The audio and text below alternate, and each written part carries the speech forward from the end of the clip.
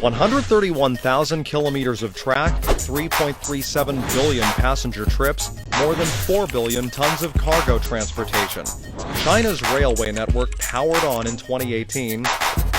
Once in the slow lane, China is now the world's #1 in passenger and freight railway traffic.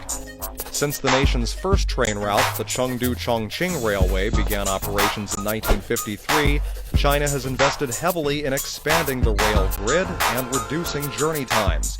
From the Baotou-Lanzhou Railway, the first train link through the desert, to the Qinghai-Tibet Railway, the world's highest and longest high-plateau rail line, China has overcome a slew of challenges while also progressing steadily toward building a network of 8 east-west and 8 north-south high-speed rail lines.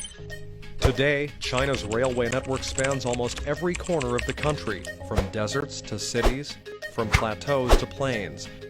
Its high-speed rail network has a total track length of almost 30,000 kilometers, twice as long as the rest of the world's high-speed rail lines combined.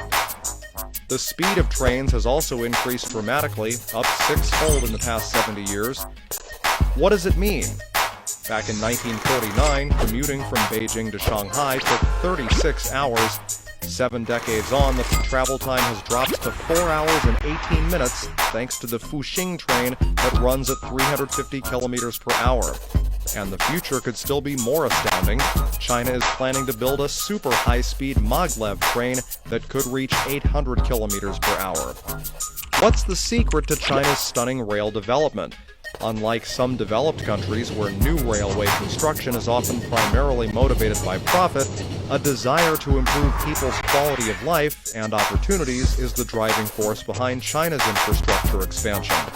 For example, China built the Chengdu-Kunming Railway, a route over difficult terrain, to give ethnic minority groups more mobility.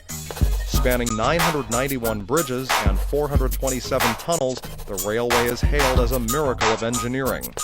But prioritizing accessibility ahead of profit does not necessarily mean bad investments. China has formed a set of standards for high-speed rail, plateau railways, heavy-haul transport, and railways in extreme conditions, and that standardization has meant significant savings. Even the World Bank praised China's railway construction.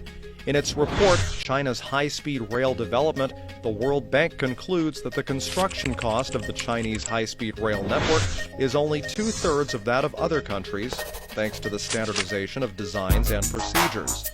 This, combined with high traffic density, means high return on investment. The rate of return on China's high-speed rail network as of 2015 is estimated at 8%, well above the opportunity cost of capital in China and most other countries for major long-term infrastructure investments, according to the World Bank in its report. The high return rate, in turn, has contributed to more investments in rail, further accelerating China's development.